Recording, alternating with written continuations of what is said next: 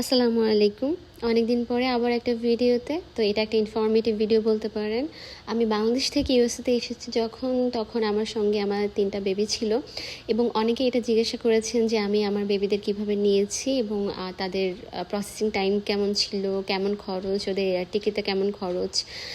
So আজকের ভিডিওতে থাকছে এই তথ্য এবং আমি চেষ্টা করব যতটা ক্লিয়ার করে বলতে পারি। তো দেরি না করে শুরু করছি। প্রথমে বলি, বাচ্চা বলে দেখছেন বিড়াল, হয়তো অনেকে কনফিউজড হতে পারেন। তো আমার কাছে ওরা বাচ্চা এবং আমার মতো অনেকেই আছে যারা পশু পাখি ভালোবাসে এবং তাদের কাছে সমস্ত পশু পাখি বাচ্চা। তো ওরা আমার বাচ্চা, ওরা আমার ফ্যামিলি মেম্বার এবং ওদের 3জনকে নিয়েই আমি ইউএসএতে এসেছি। তো প্রথমে বলি, আপনারা যখন ইউএসএতে বা অন্য কোনো দেশে আপনার বাচ্চাদের, আপনার বিড়ালদের ক্যারি করবেন বা আপনার পেট ক্যারি করবেন, তো আপনাদের সবসময় এটা ফিক্স করে রাখতে হবে যে আপনারা টার্কিশ এয়ারলাইন্সে যাচ্ছেন, বিকজ বাংলাদেশ থেকে একটা এয়ারলাইন্সে আছে যারা পেট ক্যারি করে। সো আমার 3টা পেট ছিল, এই যে 2টা পেট দেখতে পাচ্ছেন, ওরা দুজন কার্গোতে গিয়েছে। একই ফ্লাইটে ওরা দুজন ছিল কার্গোতে এবং আরেকটা যে ও ছোট, ও 1 বছরের একটা বিড়াল। তো ওকে আমি রেস্কিউ করেছিলাম আমার বাসার নিচে থেকে। তো ও যাচ্ছে আমার সঙ্গে সিটে। তো আমার টোটাল প্রসেসিংয়ে যে টাইমটা লেগেছে সেটা অলমোস্ট 2.5 মাসের মতো টাইম লেগেছে। আপনাদের 2.5 মাস হাতে টাইম রাখতে হবে। আপনাদের টিকিট করার আগে 2.5 মাস টাইম হাতে রাখতে হবে মাস্ট। এবং তারপরে আমি যেটা পেপারসগুলো করেছি পেট সার্ভিস বিডির মাধ্যমে। সো পেট সার্ভিস বিডি আমাকে বাংলাদেশ থেকে আমার 3টা বিড়ালের পেপারস করে দিয়েছে।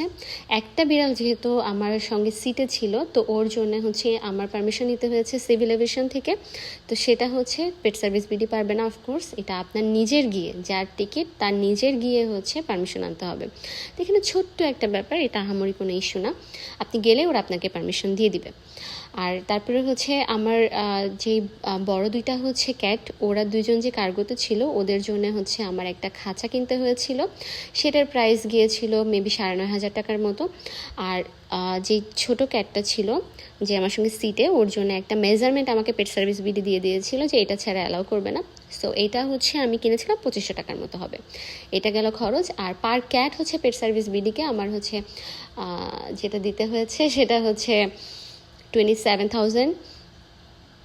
আপনারা কথা বলে নিতে পারেন, হয়তো বা একটু কম বেশি হবে, এটা ডলার রেটের উপর ডিপেন্ড করে। সো একটু কম বেশি হতে পারে।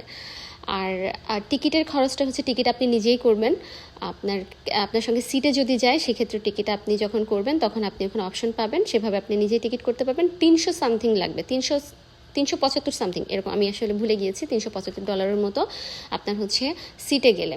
আর যদি কার্গোতে যায়, কার্গোতে গেলে আপনার 2টা ক্যাট একটা কেজে অ্যালাউ হবে এবং কেজ একটার ভিতরে আপনার একটা ক্যাট থাকুক বা 2টা ক্যাট থাকুক, আপনার $740 মতো ওদের টিকিটটা লাগবে কার্গোতে। তো এটাই ওদের, আশা করি পুরোটা ইনফরমেশন দিতে পেরেছি। আর আমার ক্ষেত্রে যেটা হয়েছিল সেটা আমার বাংলাদেশ থেকে ফ্লাইটটা একটু ডিলে হওয়ার কারণে টার্কিতে আমার ট্রানজিটটা বেশি সময় ছিল, বিকজ এটা আপনাকে পেট সার্ভিস ভিডিও বলে দিবে, বা আপনি অন্য কোনো এজেন্সির মাধ্যমেও যদি কাজ করান, ওরাও বলে দিবে।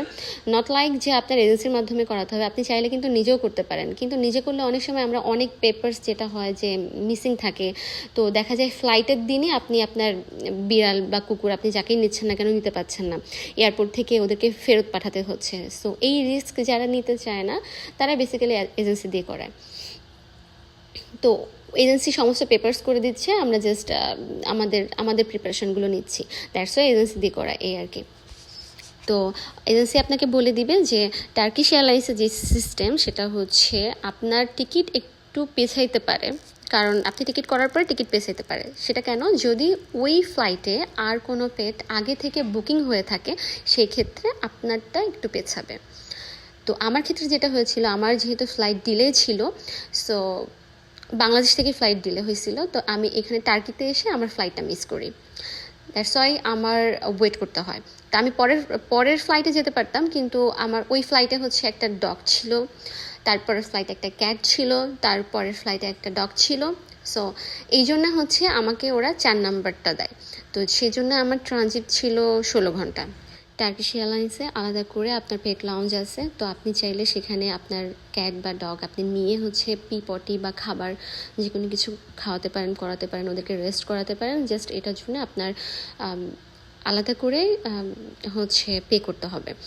তো আমি আমি আসলে ইউজ করিনি, বিকজ আমার ক্যাট সে আসলে কোনো জায়গায় কমফোর্টেবল ছিল না। আর যদি সেখানে আর অন্য কোনো ক্যাট দেখতো বা ডগ দেখতো, সে ওখানে গিয়ে আরও ভয় পেত। তো আমি জাস্ট ওয়েট করছিলাম, আমার নিজেও আপসেট ছিলাম, সো আমি এই জন্য আর ইউজ করিনি।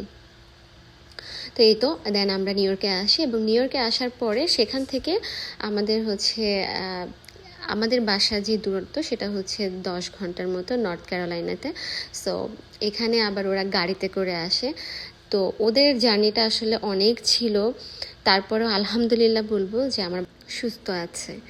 তো এটাই আল্লাহর কাছে হাজার হাজার শুক্রিয়া, এবং আশা করি যে আমি সম্পূর্ণ তথ্য আপনাদেরকে দিতে পেরেছি। এখানে অনেকেই আবার খারাপ মন্তব্য করতে পারেন যে বিড়ালের পিছনে এত টাকা, এইটা ওটা সেটা, বা হচ্ছে এক্সেট্রা এক্সেট্রা, যেটা আপনারা বলে থাকেন আর কি। এই ধরনের কোনো কথা বলবেন না। এই ভিডিওটা তাদের জন্যই করা যারা আসলে জানতে চেয়েছে, যাদের ইনফরমেশন দরকার আছে, এবং যারা তাদের বাচ্চাকে নিয়ে যাবে। তো সবাই ভালো থাকবেন, সুস্থ থাকবেন। আল্লাহ হাফেজ।